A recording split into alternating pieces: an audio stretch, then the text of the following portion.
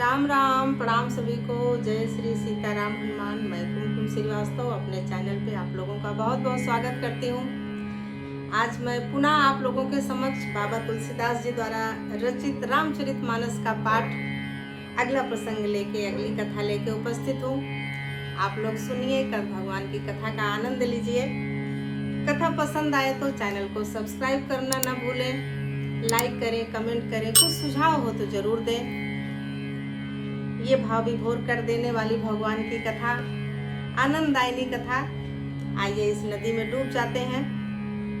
पिछले प्रसंग में हमने श्रवण किया बाबा तुलसीदास प्रकृति की उपमा देके इस मानसरोवर रूपी कथा का किस तरह से वर्णन किया है, और आगे प्रसंग में देखते हैं तुलसीदास जी बाबा ने कैसी अमृत वर्षा की है। अवलोकन बोलनि मिलनि प्रीति परस परहास, भायप भली चहु बंधु की जल माधुरी सुबास।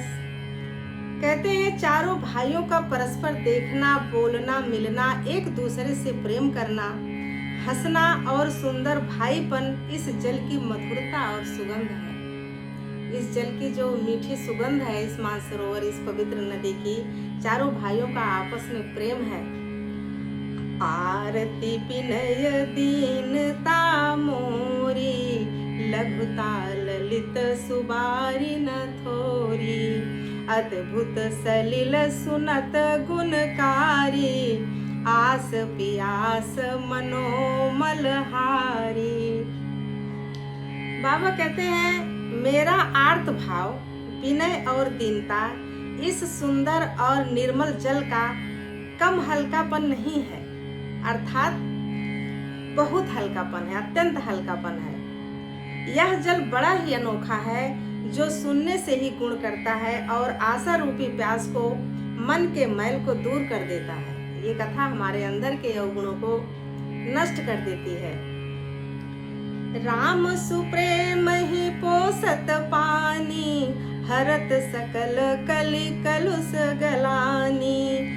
भव श्रम शोषक तोषक तोषा, समन दुरित दुख दारिद दोषा। यह जल श्री रामचंद्र जी के सुंदर प्रेम को पुष्ट करता है। ये कथा रूपी मानसरोवर का जल भगवान श्री राम के प्रेम को पुष्ट करता है, कलयुग के समस्त पापों और उनसे होने वाली ग्लानि को हर लेता है, संसार के जन्म और मृत्यु रूप श्रम को सोख लेता है, संतोष को भी संतुष्ट करता है और पाप ताप दरिद्रता और दोषों को नष्ट कर देता है। ये कथा हम सुनते हैं, कहते हैं, इसको अपने अंदर धारण करते हैं, इसकी जो अच्छाइयाँ, इसके जो गुण हैं, तो हमको कितने तरह से लाभ होता है। तुलसीदास जी ने इस तरह से वर्णन किया है। काम को मद मोह नसावन, विमल विवेक विराग बढ़ावन। सादर मज्जन पान किए ते, मिटहि पाप परिताप हिए ते।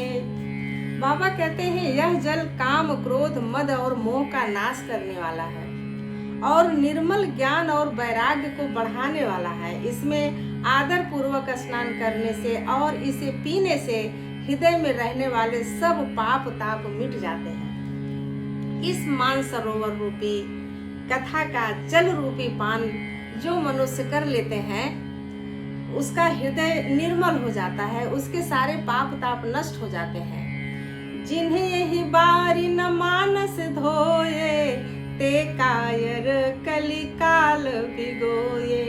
त्रिसित निरखी रवि कर भव बारी, फिरी हहि मृग जिम जीव दुखारी। बाबा कहते हैं जिन्होंने इस राम सुयस रूपी जल से अपने हृदय को नहीं धोया, अपने मन को नहीं सींचा, वो कायर इस कलिकाल के द्वारा ठगे गए हैं। जैसे प्यासा हिरन सूर्य की किरणों के रेत पर पड़ने से उत्पन्न हुए जल के भ्रम को वास्तविक जल समझकर पीने के लिए दौड़ता है और जल न पाकर दुखी हो जाता है, वैसे ही वे कलयुग से ठगे हुए जीव भी विषयों के पीछे भटक कर दुखी होते हैं। गर्मी के समय में तपती रेत पर दूर से जब देखिए तो लगता है कि जैसे पानी की बूंदें दिखाई दे रही हैं। उसी भ्रमित पानी की बूंदों को हिरण देखकर पीने के लिए दौड़ता है और पास जाता है तो देखता है कि वहाँ पे पानी नहीं है और वो दुखी हो जाता है। उसी तरह हम जीव जो है इस कथा रूपी जल को, इस संसार में ये विषय रूपी जो भोग है उसको उसी जल के समान, मिथ्या जल को असली समझ के, सत्य समझ के उसको पीते हैं और बाद में नाना प्रकार के कष्ट सहते हैं। मति अनुहारी सुबारी गुण गन गनि मन अनहवाई, सुमिरी भवानी शंकर ही कह कवि कथा सुहाई। अपनी बुद्धि के अनुसार इस सुंदर जल के गुणों को विचार कर उसमें अपने मन को स्नान कराकर और श्री भवानी शंकर को स्मरण करके ये कवि तुलसीदास सुंदर कथा कहता है। अब रघुपति पद पंकरु ही धरि पाई प्रसाद, कहूँ जुगल मुनि वर कर मिलन सुभग संवाद। बाबा कहते हैं मैं अब श्री रघुनाथ जी के चरण कमलों को हृदय में धारण करके और उनका प्रसाद पाकर दोनों श्रेष्ठ मुनियों के मिलन का सुंदर संवाद वर्णन करता हूँ। दो मुनियों के मिलन के संवाद का वर्णन बाबा तुलसीदास जी आगे करने जा रहे हैं। भरद्वाज मुनि बसहि प्रयागा, तिन्हि राम पदी अति अनुरागा। तापस समदम दया निधाना, परमारथ पथ परम सुजाना।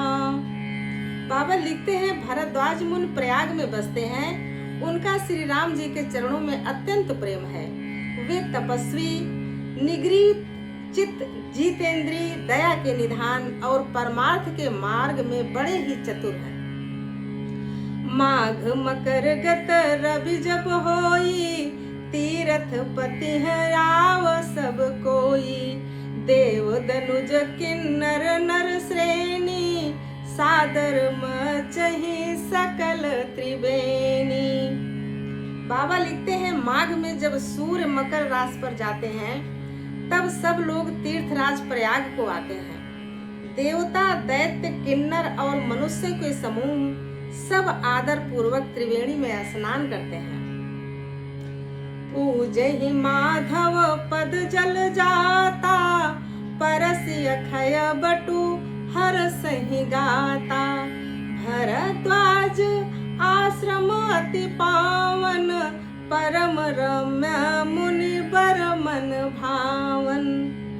बाबा लिखते हैं श्री वेणी माधव जी के चरण कमलों को पूजते हैं। जो श्रद्धालु आते हैं प्रयाग में वो कहते हैं वेणी माधव जी के चरण कमलों की पूजा करते हैं और अक्षय वट का स्पर्श कर उनके शरीर पुलकित हो जाते हैं। भरद्वाज जी का आश्रम बहुत ही पवित्र, परम रमणीय और श्रेष्ठ मुनियों के मन को भाने वाला है।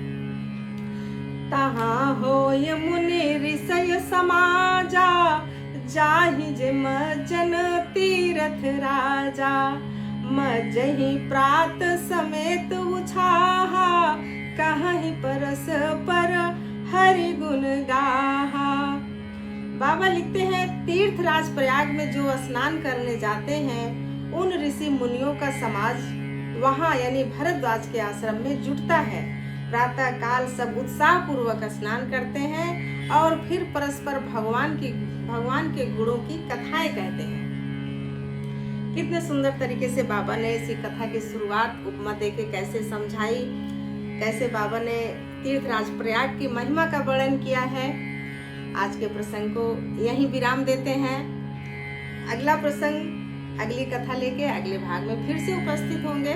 तब तक के लिए राम राम।